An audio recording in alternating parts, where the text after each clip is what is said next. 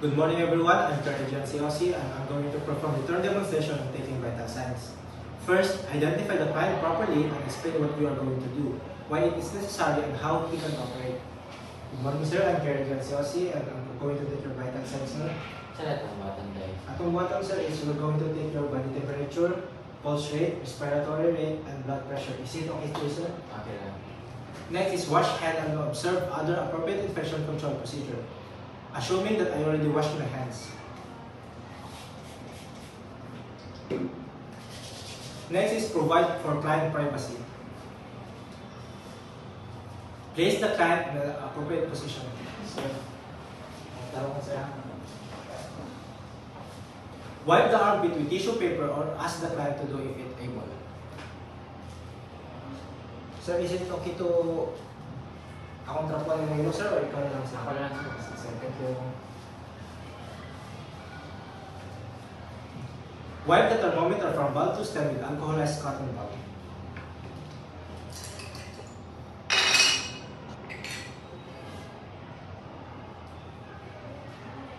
Place the thermometer on the client's armpit with the thermometer pointing upward.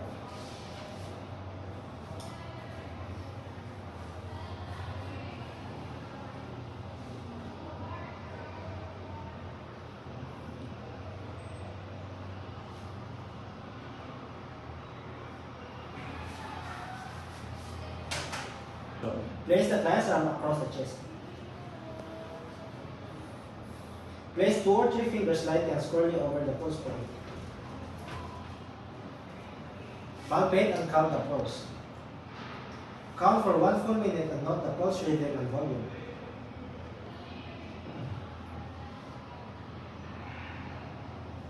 After obtaining the pulse rate, observe the chest movements while supposedly take a radial pulse.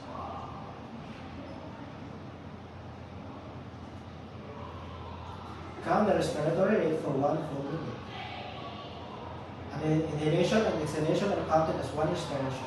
Observe the depth, rhythm, and character of respiration. Remove the thermometer and wipe with dirty tissue if necessary. So, ito na tagtawag sa lahat.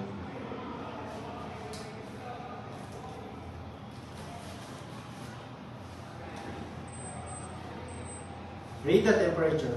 Yung temperature sir is 37.5.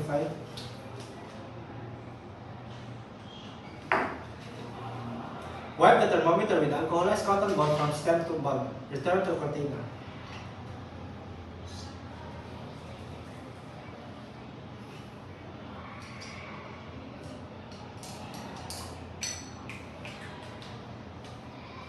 The elbow should be slightly flexed with the palm of the hand facing up and the forearm supported at heart level. So, itong tanong sa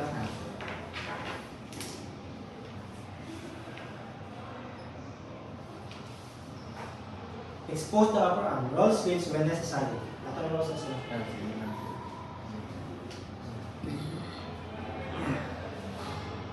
Wrap the deflated cuff evenly around the upper arm. Locate the brachial artery. Apply the center of the bladder directly over the artery.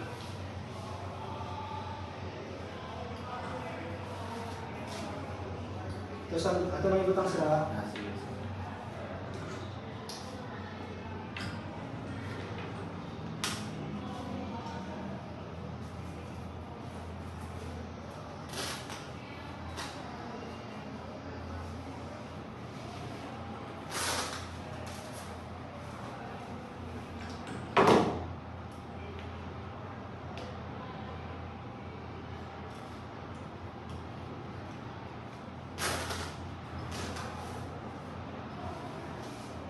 For an adult, place the lower border of the cuff appropriately 1 inch above the antecubital space. Palpate the brachial artery with fingertips.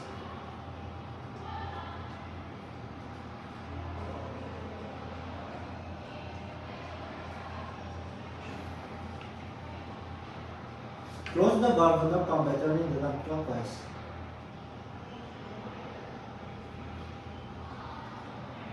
Position the stethoscope appropriately.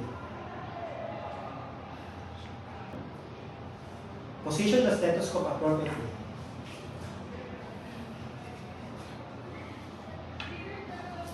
Clean the earpieces of the stethoscope with alcohol.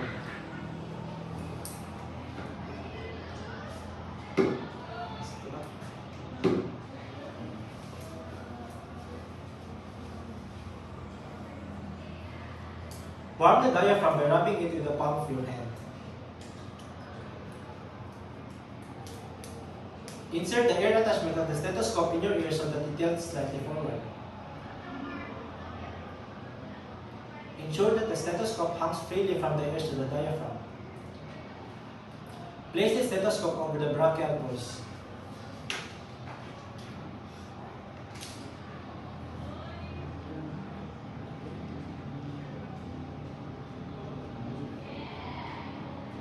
Auscultate the client's blood pressure.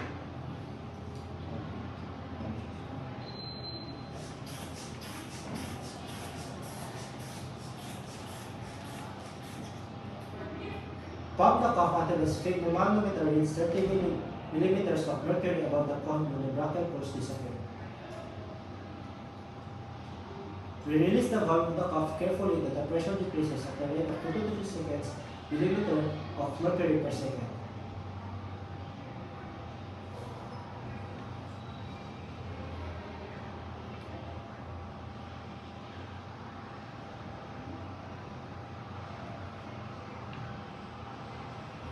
Listen with the stethoscope and simultaneously observe the speed of manometer.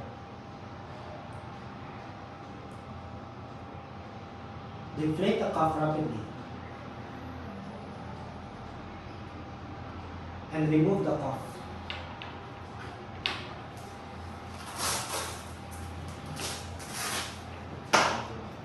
Wipe the cuff with an appropriate disinfection.